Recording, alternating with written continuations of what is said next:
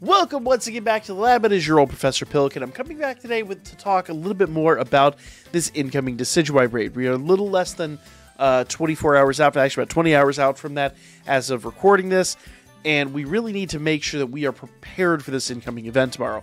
Now, absolutely number one here we need to pay attention to is this Poison Tera type, or the poison attacks. All of my mod I'm going to talk about tonight are going to be Poison Tera. Spoiler alert. And the first two that I'm going to talk about are going to be specifically from the DLC. So let's just jump into it and talk about Monkey Dory. Now, Monkey Dory, we're going to put a modest mint on. The main reason we're going to do that is because we need to increase our special attack, but with a decrease to our physical attack, because frankly, physical attack is not going to be important in this scenario. Should be self-explanatory. It be what it be. Now, when it comes to the ability, Toxic Chain is going to be your go-to ability for both of these, the first two mod that I'm going to talk about. And that's one of the reasons that I think they're really focusing on Hisuian Decidueye. The question has come up time and time again, and I'll cover it over the weekend. But why is Game Freak focusing on Hisuian Decidueye? Number one, we already had a Decidueye Raid. Number two, if anybody really wanted the Hisuian version, they probably could have traded for it. Or, you know, Pokemon Home's been around for a minute now in the game, and people wasted no time in getting over those Hisuian and Galarian forms they liked. Maybe not so much Alolan. I'm personally working on that. I've seen a lot of Alolan forms. I actually had a couple before home release. Not really going to talk too much about that. But nevertheless, you know, the long and the short of it is here, they're trying to focus on their brand new legendary Pokemon that just dropped. And I think that's kind of the point here. So, Toxic Chain ability, items leftovers just to get a little bit of healing out.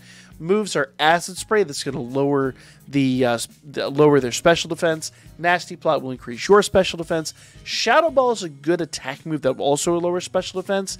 And Clear Smog is essentially going to do what your opponent's going to do to you. Wipe out all of those buffs. So if your opponent starts doing too much damage, drop a Clear Smog, wipe out their buffs, they're back to stage one, just like you will be probably the turn after that if I just know how this raid's going to go. So, Acid Spray, Nasty Plot, Shadow Ball, and Clear Smog to kind of even the playing field.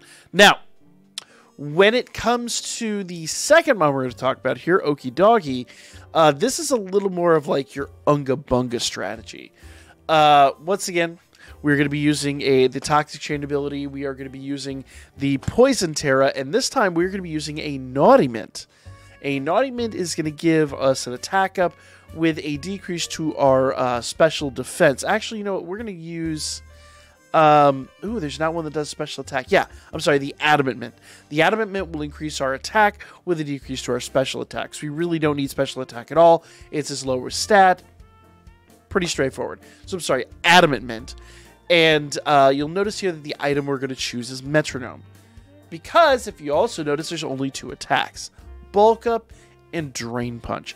Now, your opponent has a decent amount of physical defense. So...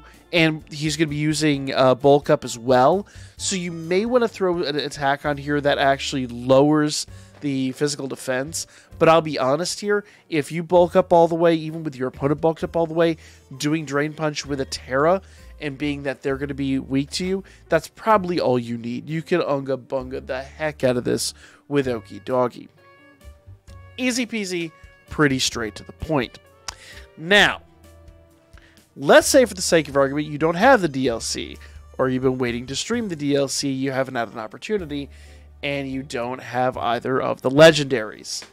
Well, you're in luck. I've been working on this build for a good minute, and I'll be honest here, my big hopeful plan was to use Galarian Weezing, but unfortunately Galarian Weezing just doesn't have the status effects that I kind of need in order to get a successful... I guess a successful solo run out. Remember, these are all really designed to be solo attempts at this. So, I don't think this is going to be nearly as hard as Mewtwo was. I think we're going to go back to how we were with all of the previous raids prior to this.